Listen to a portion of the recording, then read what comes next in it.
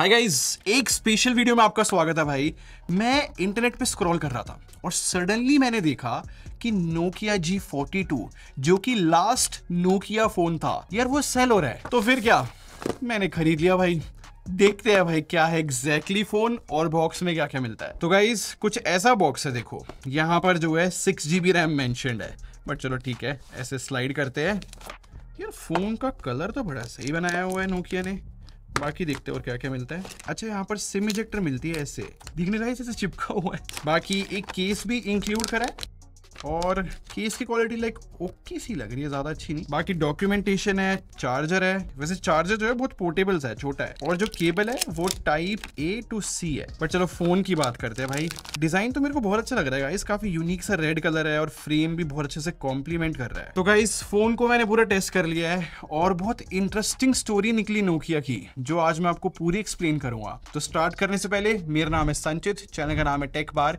ऐसी वीडियोस मैं बनाता रहता हूँ। अब सब्सक्राइब बटन पे क्लिक कर लो, साथ में बेल आइकन जरूर प्रेस कर लेना। पहली बात गाइस, आपको पता है नोकिया की जो स्टोरी है यार, वो बहुत इंटरेस्टिंग रही है। मतलब नोकिया एज अ ब्रांड, इसने बहुत कुछ देखा है। मतलब हम सबको पता है यार, नोकिया एक टाइम पे जो है कितना आइकॉनिक ब्रांड था। सच में नोकिया की ही फोन्स खरीदते थे लोग। और आज के टाइम पे मेरे हाथ में सोचो, इनका एक लास्ट स्मार्टफोन है जो लॉन्च हुआ था। इसके बाद कभी कोई फोन लॉन्च नहीं हुआ। या फिर मुझे बोलना चाहिए ये नोकिया का लास्ट फोन है जो HMD के अंडर आया है।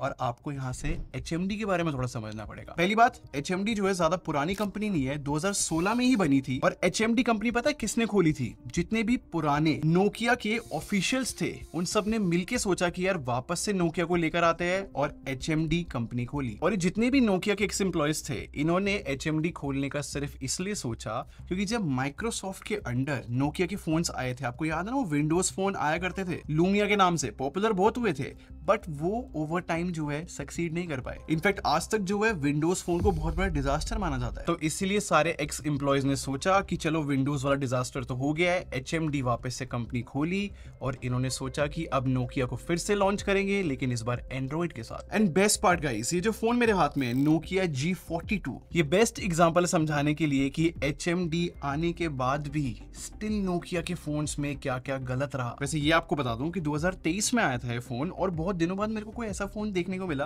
जिसके अंदर FM रेडियो की ऐप है यार। मैं फिर से याद दिलाता हूँ, ये फोन 2023 में लॉन्च हुआ था। और एक बार इसकी डिस्प्ले के बेजल्स देखो, यहाँ पर ड्यू ड्रॉप नॉच भी है। स्पेसिफिकली इस फोन के बॉटम बेजल देखे जाए तो ये बहुत ही बड़े माने जाएंगे। और सबसे सैड पार्ट, 720p डिस्प्ले दी है। और सिर्फ डिस्प्ले में ही नोकिया की back to back bad choices रही है, क्योंकि ये एक LCD पैनल है और 90 हर्ट्ज का रिफ्रेश रेट है। और 2023 इतना भी पुराना टाइम नहीं है कि हमें इतने सारी कमियां देखने को मिले डिस्प्ले के अंदर, वो भी 12,000 रुपए के राउंड के फोन में। और गाइस, ये तो मैंने सिर्फ डिस्प्ले की बात करी है। आपको पता है यार, हमारे इंडिया में प्रोसेसर कितना सीरियस लेते हैं लोग। और नोकिया ने क्या डिसाइड किया कि इस फोन में स्नैपड्रैगन 480 प्लस डाल दिया, जो कि 2023 के हिसाब से भी सोचूं तो 2 साल पुराना था। आई मीन, ये जो स्नैपड्रैगन 480 प्लस है 2021 में लॉन्च हुआ था। और जस्ट बेटर अंडरस्टैंडिंग के लिए मैंने इसमें Antutu रन करा और 4 लाख के अराउंड स्कोर है।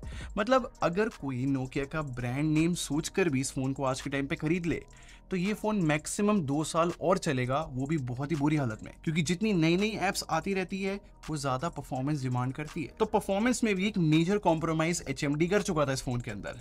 बट फिर बात आती है सॉफ्टवेयर की। यहाँ पर आई थिंक इन्होंने डिसेंट काम किया था, क्योंकि स्टॉक एंड्रॉइड है इसके अंदर, और 2 साल के अपडेट नोकिया ने प्रॉमिस करे थे। और अगर हम आज देखें इस फोन को इतने टाइम बाद, तो इसमें एंड्रॉइड 15 है। तो लाइक अपडेट पॉलिसी इन्होंने दी। और इस फोन का साइड पार्ट यही है कि जो बाकी डिपार्टमेंट भी है, जैसे कि बैटरी, कैमरा, वो भी कुछ खास नहीं था प्राइस के हिसाब से। बेसिकली इस फोन में कुछ भी खास नहीं था। इनफैक्ट एक कंपटीशन के साथ ढंग से कॉम्पीट ही नहीं कर पा रहा था। एंड आई रिपीट, ये लास्ट फोन था जो नोकिया ने लॉन्च करा। और इस फोन से पहले भी जितने फोन इंडिया के अंदर आए ना, उन सब की price to performance ratio super poor बोली जाएगी। क्योंकि नोकिया कभी समझ ही नहीं पाया कि इंडिया जो है स्पेक्स हेवी मार्केट है और प्रोसेसर हम लोग बहुत सीरियस लेते हैं। और still bar bar on repeat इन्होंने जितने भी फोन लॉन्च करे, सबके प्राइस तो जो है 40-50 हजार तक भी रख दिए, लेकिन उनमें कभी भी अच्छा प्रोसेसर मिला ही नहीं। तो इन सब चीजों को ध्यान में रखते हुए मैं आपको 4 फेलियर बताता हूँ नोकिया के। और सरप्राइजिंग पार्ट पता है क्या है? सिर्फ price to performance ratio problem नहीं थी कि जिस वजह से नोकिया फेल हुआ, और भी बहुत सारे रीजन थे, जैसे कि चाइनीज कंपटीशन। मैं जस्ट थोड़ी देर पहले आपको बताया कि 2016 में HMD बना था, और 2016 में पता है क्या हो रहा था? सच में इंडियन स्मार्टफोन मार्केट को जो है चाइनीज टेक ओवर कर चुके थे। फॉर एग्जाम्पल Xiaomi जो है 2016 तक एक्सट्रीमली पॉपुलर हो चुका था इंडिया के अंदर, और सबको पता था कि Xiaomi कितने अच्छी स्पेसिफिकेशंस देता है कितने कम प्राइस में।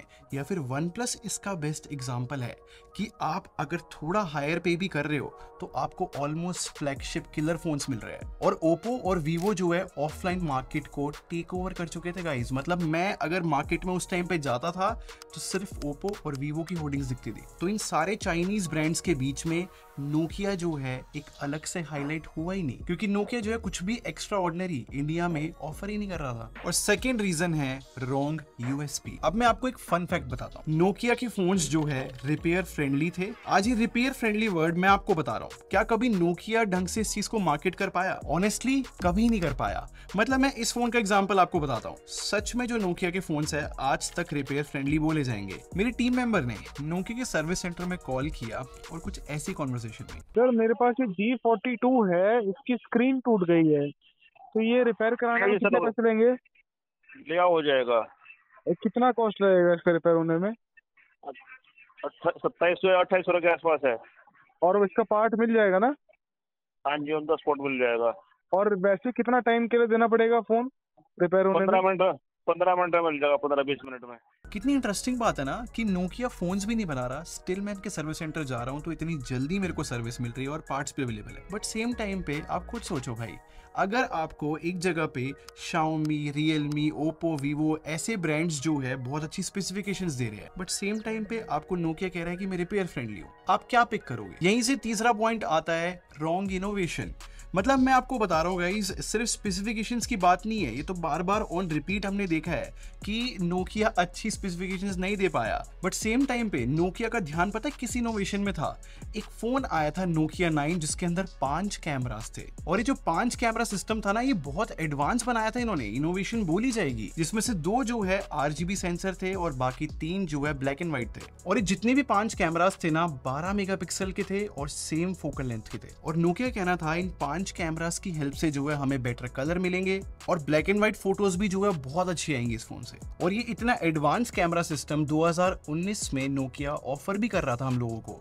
सुनने में कितना अच्छा लग रहा है ना सब कुछ, बट फिर रियलिटी पता क्या निकली कि जैसे ही लोगों ने जो है नोकिया पे ट्रस्ट करके कि भाई हमें बहुत एडवांस कैमरा सिस्टम मिल रहा है, फोन खरीदा, तो भाई इंस्टेंटली रिपोर्ट आने लगी कि फोन बहुत टाइम लगाता है फोटो कैप्चर करने में और बहुत लैग करता है। और सबसे क्रेजी बात, इस फोन में OIS नहीं था और 2019 में OIS बहुत इंपॉर्टेंट होता जा रहा था। अब आप खुद सोचो, 2019 में अगर आपने नोकिया पे ट्रस्ट करके 50,000 रुपए खर्चे होते और आपको बदले में मिलता अनस्टेबल एक्सपीरियंस, क्या ये सही बात है? और लास्ट फेलियर जो कि नोकिया का रहा वो था आइडेंटिटी क्राइसिस। 2016 में जब HMD बना और जितने भी नोकिया के ऑफिशियल्स थे उन्होंने सोचा कि यार नोकिया ऑलरेडी जो है लेगेसी ब्रांड है, आइकॉनिक ब्रांड है, तो इस ब्रांड का नाम वापस से यूज कर हम इसको फिर से पॉपुलर कर सकते हैं। जो कि सच बात है, नोकिया बहुत बड़ा नाम है, पॉपुलर हो सकता था ये ब्रांड, बट जो आइडेंटिटी थी ना नोकिया की हमेशा से आज तक भी अगर आप याद करोगे, नोकिया जाना जाता है अपनी ड्यूरेबिलिटी के लिए। मतलब नोकिया 3310 अगर मैं इस फोन का नाम लेता हूँ, आप आज तक उस फोन के मीम देखते होंगे कि भाई वो तो ब्रिक है, वो तो दीवारी तोड़ देता है या फिर फ्लोर तोड़ देता है। आप समझ रहे हो कि नोकिया की आइडेंटिटी हम सबके माइंड में क्या है कि बहुत ही ड्यूरेबल फोन होते हैं।